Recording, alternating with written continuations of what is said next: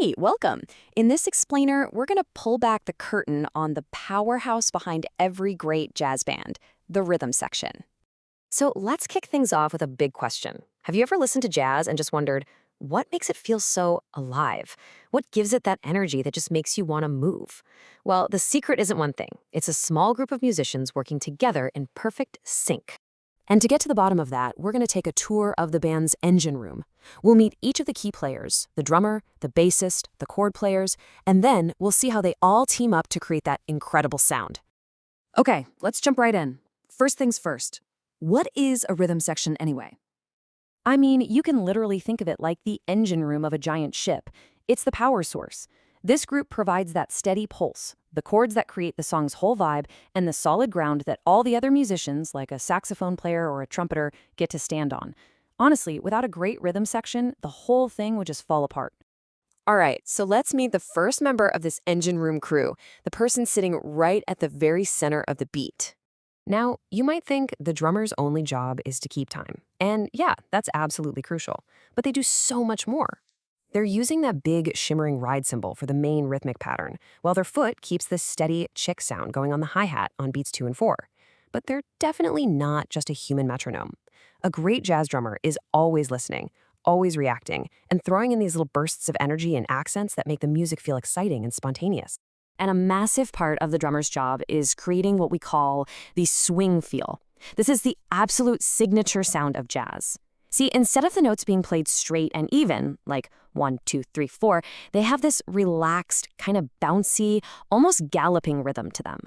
Here's a super simple way to feel it. Just try saying triple it, over and over again. You got that? Okay, now in your head, kind of squish the first two sounds together so it sounds more like triplet. That long, short pulse you're making, that is the swing feel. It's all about that cool, relaxed, triplet-based rhythm. Next up, let's talk about the instrument that connects that rhythm with all the melodies, the one that grounds the entire band.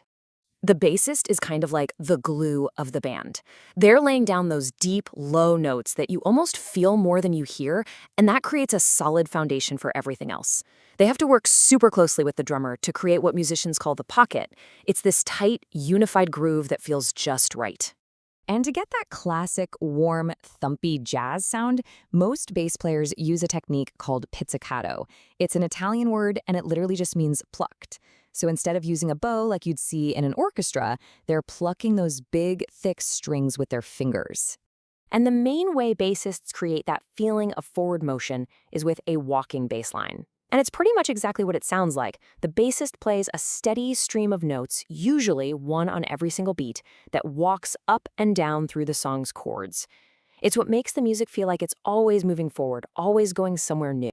All right, let's recap. We've got our beat from the drums, and we have our foundation from the bass. But right now, it's a little bit empty, right? It's time to add the harmonic colors that really fill out the sound. So this is where the piano or the guitar come in.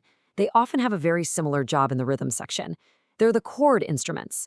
They provide the harmony that really defines the whole mood and structure of the song. The piano is amazing because it can play bass notes and melodies all at once, while the guitar adds this really cool percussive texture and a warm electric tone. But here's the thing, they're not just strumming along to the beat. They're doing something much more sophisticated called comping. It's short for accompanying. And it's this incredible art of listening super carefully to whoever is soloing and then playing chords in the empty spaces to support them and give them ideas, all without getting in their way. So we've met all the individual players, right? But the real secret sauce, the actual magic of a jazz rhythm section, is how they all lock in and play as one single team. You know, the best way to think about it is that jazz is a live conversation. See, in a lot of music, every single note is written down on a page. But in jazz, the musicians are constantly talking to each other with their instruments. They're listening, they're reacting, and they're building off of each other's ideas in real time. And that's why every single jazz performance is completely unique. There's this great quote that just perfectly captures it. Even when a trumpet player is in the spotlight playing this incredible soaring solo, that solo is only possible because of the strong, supportive, and interactive foundation that the rhythm section is building for them, moment by moment. So now you have the inside scoop on this musical engine room. The next time you put on a jazz track, I want you to try something. Really focus your ears.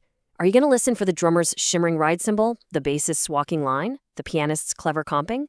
You can listen in a whole new way, and that, right there, is where the fun really begins.